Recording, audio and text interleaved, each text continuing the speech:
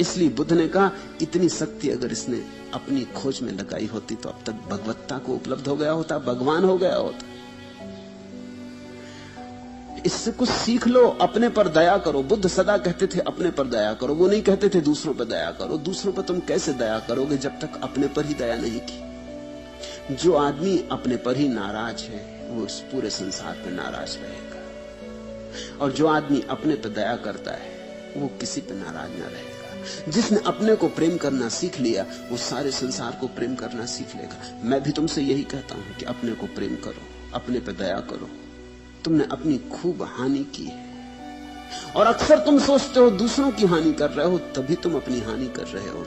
तुमने जो जो पत्थर दूसरों पर फेंके वो तुम्हारी छाती में ही चुभ गए, और तुमने जो तीर दूसरों को मिटाने के लिए चलाए उन्हीं का विष तुम्हें खाया जा रहा है। तुमने जो गड्ढे दूसरों के लिए खोदे उन्हीं में तुम गिर गए हो। इस जगत में तुम जो गड्ढे दूसरों के लिए खोदते हो वो अंततः तुम्हारी ही कब्र सिद्ध होते। अपने पे दया करो और अपने अकल्याण से बचो। मनुष्य अपना ही शत्रु और अपना ही मित्र है। अगर तुम अपनी ऊर्जा का सम्यक उपयोग कर लो तो मित्र, असम्यक उपयोग करो तो शत्रु। उस युवक ने बड़े क्रोध से कहा, कोई दान न दे तो हम कैसा भाव रखें। उसको लगा होगा क्या फिजूल की बात कर रहे हैं, कोई दान न दे तो हम कैसा भाव रखें। जैसे कि दान देना दूसरों का कर्तव्य ही है, देना ही चाहिए। तुमने देखा कभी भिखारी दरवाजे पर खड़ा हो जाता है, अगर न दो तो तुम्हें पापी समझता है, न दो तो वो इस तरह जाता है कि जैसे तुमसे जैसा जघन्य अपराधी उसने कभी नहीं देखा। जैसे कि ये तो बड़ी कृपा थी उसकी, उसने तुम्हारे द्वार पर भिक्षा मांगी, तुम पर बड़ा अनुग्रह किया था उसने। धीरे धीरे लोग भिक्षा मांगने तक को तुम पर अनुग्रह कर रहे हैं ऐसी धारणा बना लेते। कोई दान ना दे तो हम कैसा भाव रखें, कोई दुत्कारे तो हम कैसा भाव रखें, और कोई हमें दान ना दे और दूसरों को दे तो हम कैसा भाव रखें। उस दिन उसने भगवान को भगवान कहकर भी संबोधित नहीं किया। मनुष्य की श्रद्धाएं भी कितनी छिछली। जब तुम्हारे अनुकूल हो तुम्हारा गुरु तो भगवान, जब तुम्हारे प्रतिकूल पड़ जाए तो फिर कैसा भगवान। इधर मुझे रोज ऐसे मौके आते, अगर मैं जो कहूंगा तुम्हारे अनुकूल पड़ता हो तुम बड़े खुश, तुम मुझसे खुश नहीं, तुम इस बात से खुश कि तुम्हारे अहंकार के अनुकूल पड़ गई कोई बात। और निरंतर मुझे ऐसी बातें कहनी पड़ेंगी जो तुम्हारे अहंकार के अनुकूल नहीं पड़ सकती, नहीं पड़नी चाहिए। वो तो भूल चूक से कोई बात तुम्हारे अहंकार के अनुकूल पड़ जाती है। संयोग की बात समझना, वो प्रयोजन नहीं था। यहां इतने लोग बैठे तो किसी के अनुकूल पड़ जाती, मगर प्रयोजन तो यही कि तुम्हारा अहंकार सब तरह से भस्मीभूत हो जाए, धूल धूसरित हो जाए, खंडित हो जाए, ऐसा गिरे कि फिर कभी उठ ना सके, निष्प्राण हो जाए। तो जब भी तुम्हें चोट लगती तो नाराज हो जाते। तुम्हारी नाराजगी में फिर कौन गुरु, फिर कोई गुरु नहीं। उस दिन उसने भगवान को भगवान भी नहीं कहा। मनुष्य की श्रद्धाएं कितनी छिछली। इस पृष्ठभूमि में बुद्ध ने ये गाथाएं कही थी। लोग अपनी श्रद्धा भक्ति के अनुसार देते हैं। बुद्ध ने कहा तुझे देना ही चाहिए किसी को, ऐसा नहीं है। उनकी जितनी श्रद्धा, उनकी जितनी भक्ति, उस हिसाब से देते हैं। उनके पास कितना है उस हिसाब से देना चाहिए, ये भी सवाल नहीं। तू कौन है इस तरह के सवाल उठाने वाला? किसी के पास करोड़ है और 1 पैसा देता है तो तू ये नहीं कह सकता कि कृपण है, क्योंकि करोड़ रुपए और 1 पैसा देता है। 1 पैसा दिया, इतना भी क्या कम है? इसके लिए भी अनुग्रहित होना चाहिए कि उसने 1 पैसा भी दिया। न देता तो कोई कानूनी अधिकार थोड़ी है उसके ऊपर। 1 पैसा भी दिया तो बहुत है। बुद्ध के जीवन में एक उल्लेख है, वो एक द्वार पर भिक्षा मांग रहे और उस द्वार का दरवाजा खुला और गृहिणी ने कहा आगे हटो, तो वो आगे हट गए। पास का एक पड़ोसी ब्राह्मण ये देख रहा है। दूसरे दिन फिर उसी द्वार पर उन्होंने भिक्षा मांगी। वो स्त्री अब तो बहुत ही गुस्से में आ गई। वो कचरा साफ करके कचरा फेंकने जा रही थी, उसने सारा कचरा बुद्ध पे फेंक दिया और कहा कि तुझे कुछ बुद्धि नहीं, समझ नहीं, कल मैंने भगाया फिर आ गया, अब ये ले। बुद्ध आगे बढ़ गए।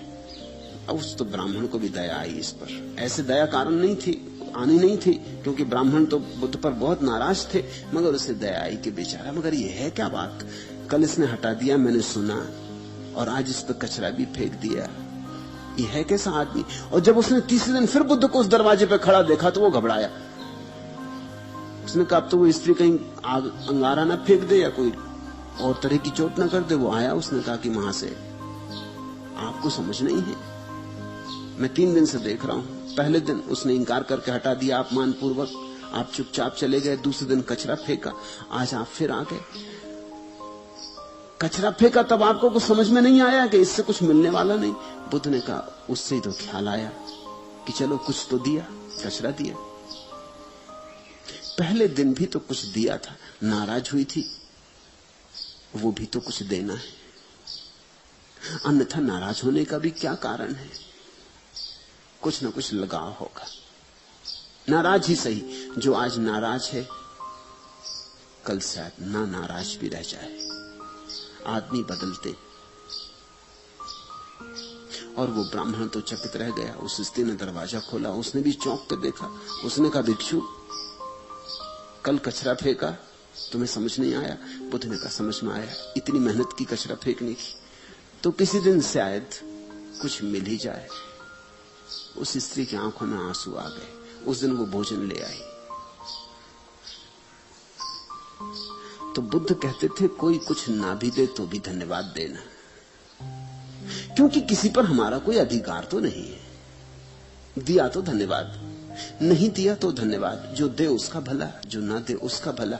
ऐसी भाव दशा चाहिए। लोग अपनी श्रद्धा भक्ति के अनुसार देते हैं। जो दूसरों के खान पान को देखकर सहन नहीं कर सकता, और उस युवक से कहा कि अगर दूसरों को देते हैं तो तुझे क्या परेशानी, किसी को तो दिया।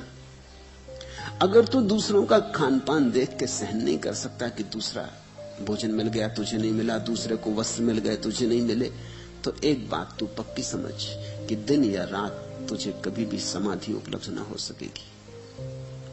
तू कभी समाधान को उपलब्ध ना होगा। तेरे जीवन में कभी ध्यान की किरण न उतरेगी। ध्यान की किरण उनके जीवन में उतरती है जो सब भांति संतुष्ट है, जो कहते हैं जो है शुभ है, जैसा है शुभ है। सुख में दुख में, सफलता असफलता में, हार जीत में, जो कहते हैं जो है ठीक है शुभ है, उनके जीवन में समाधि फलती है। जिसकी ऐसी मनोवृत्ति उच्छिन्न हो गई है, समूल नष्ट हो गई है, असंतोष की मनोवृत्ति, वही दिन या रात कभी भी समाधि को प्राप्त करता है। इस सूत्र में बहुमूल्य बात है। अगर तुम ध्यान को उपलब्ध होना चाहते हो तो संतोष की भूमि तैयार करो। ध्यान की खेती संतोष की भूमि में ही फलती है, लगती है। खूब सींचो संतोष से प्राणों को, ताकि असंतोष जड़ से नष्ट हो जाए। यस्य चातम समुच्छिन्नम मूल घंचम समूहतम, आमूल से उखाड़ दो असंतोष को। सवे देवा वा रत्तिम वा समाधि अधिगच्छति, फिर दिन और रात न देखेगी समाधि, कभी भी आ जाएगी, कभी कभी आ जाएगी, हर कभी आ जाएगी। ध्यान लगने लगेगा। पहले झलकें आएंगी, फिर लहरें आएंगी। एक दिन तुम पाओगे बाढ़ आ गई समाधि की। अधिगच्छति, फिर तो आके तुम्हें ऊपर से पूरा का पूरा घेर लेगी, तुम्हें डुबा देगी। दूसरा दृश्य,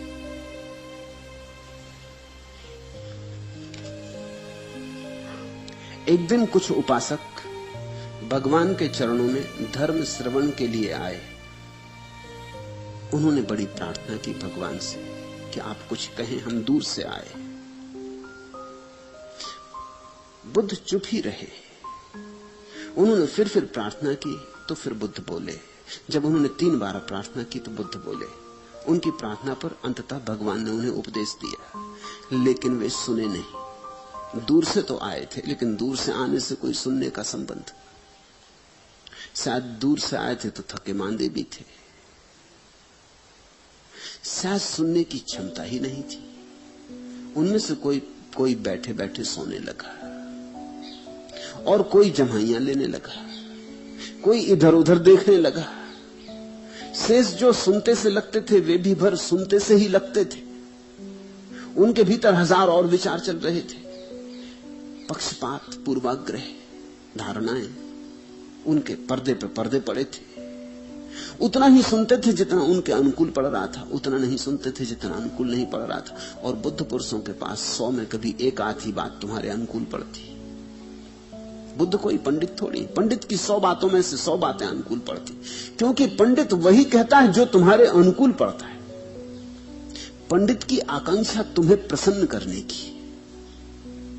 तुम्हें राम कथा सुननी तो राम कथा सुना देता, तुम्हें सत्यनारायण की कथा सुननी तो सत्यनारायण की कथा सुना देता। उसे कुछ लेना देना नहीं, तुम्हें क्या सुनना है, उसका ध्यान तुम पर है। तुम्हें जो ठीक लगता है कह देते, उसका नजर तो पैसे पर जो तुम दोगे उसे कथा कर देने के बाद।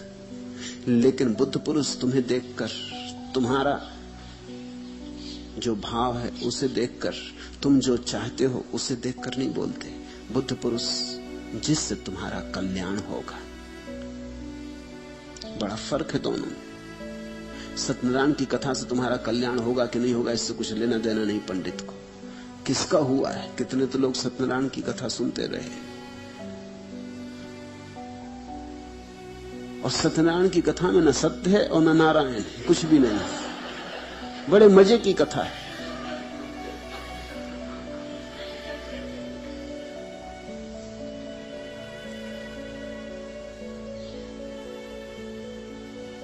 ये जो पंडित है इसने लोगों को एक धारणा दे दी है कि सत्य तुम्हारे अनुकूल होता है। सत्य तुम्हारे अनुकूल हो ही नहीं सकता। अगर तुम्हारे अनुकूल होता तो कभी का तुम्हें मिल गया होता। तुम सत्य के प्रतिकूल हो, इसलिए तो सत्य मिला नहीं। और जब सत्य आएगा तो छुरे की धार की तरह तुम्हें काटेगा, पीड़ा होगी। तो जो सुन रहे थे वे भी बस सुनते से लगते थे। उनकी हजार धारणाएं थी, वो अपनी धारणाओं के हिसाब से सुनने आए थे। उनके अनुकूल पड़ती की बात है, नहीं पड़ती बात। ये बुद्ध जो कहता है इससे उनके सिद्धांत सिद्ध होते कि नहीं सिद्ध होते। अर्थात वहां कोई भी नहीं सुन रहा था, कोई शरीर से ही वहां बस मौजूद था, मन कहीं और था, दुकान में, बाजार में, हजार काम में। यहां भी मैं देखता हूं कुछ मित्र आ जाते हैं, जमाई ले रहे हैं, कोई झपकी भी खा जाता है। मैं कभी कभी चकित होता हूं आते क्यों हैं। कोई बीच से उठ जाता है, कभी कभी हैरानी होती है कि इतनी तकलीफ क्यों की, इतनी दूर अकारण आए क्यों। लेकिन कारण है, लोगों की पूरी जिंदगी ऐसी जमाई लेती बीत रही। उसी तरह की जिंदगी को लेकर वो यहां आते, नई जिंदगी लाए भी कहां से। ऐसे ही सोते सोते झपकी खाते खाते जिंदगी जा रही, उसी जिंदगी में वो यहां भी सुनने आते हैं, वो नई जिंदगी लाए भी कहां से।